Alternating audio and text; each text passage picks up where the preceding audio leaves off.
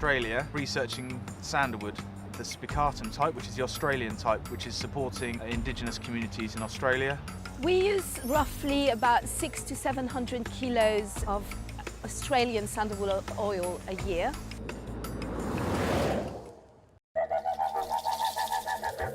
We visited Keith Skeggy, who's an Indigenous harvester of sandalwood. He's based in the bush about an hour away from Kalgoorlie, which is a mining town. We use sandalwood in a lot of different products actually. It's always been one of our sort of favourite staple essential oils because it's great antibacterial and antimicrobial oil. Part of the pleasure of using it is the scent, and it's a really good fixative.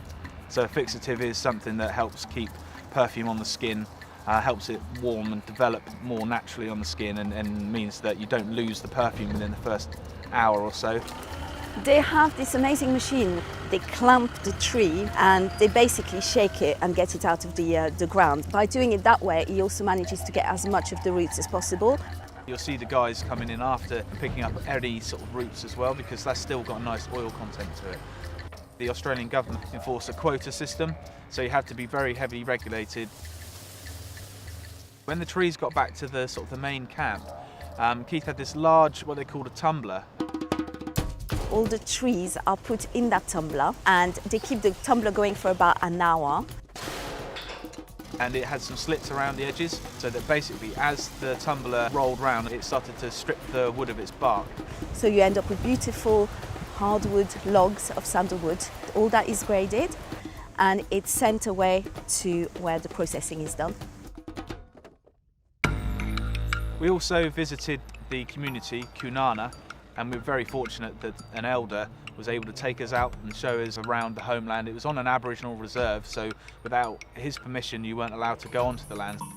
He also showed us, unfortunately, the illegal activity in sandalwood that still happens even in Australia with all the regulations. It's quite a sad situation really, where in the typical terms of bureaucracy, the Aborigines actually own the sandalwood on this land, yet they can't actually harvest it because they need to get permission from one agency, from another agency, through the government, and while they're busy trying to get those permissions, people are coming onto the land and poaching.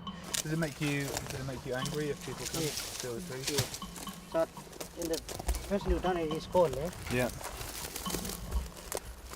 In conjunction with the community, Mount Romance and TFS were trying to get some licenses so that they could harvest the remaining roots and branches and get some money for the community of Kunana.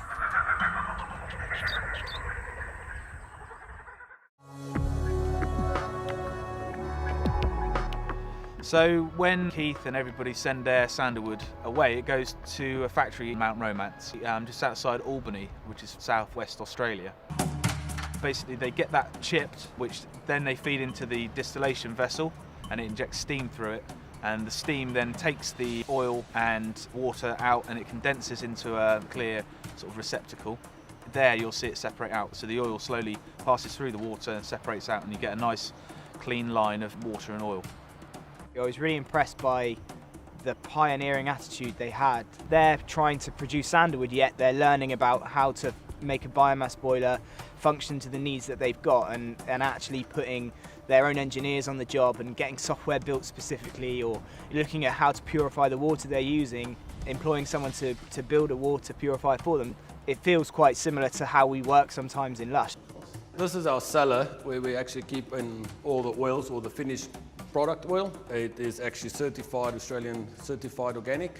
You'll also see that some of the vessels is actually Indigenous certified as well. With every kilo of sandalwood oil that we buy, we contribute 50 Australian dollars towards the Indigenous Working Fund for Sandalwood.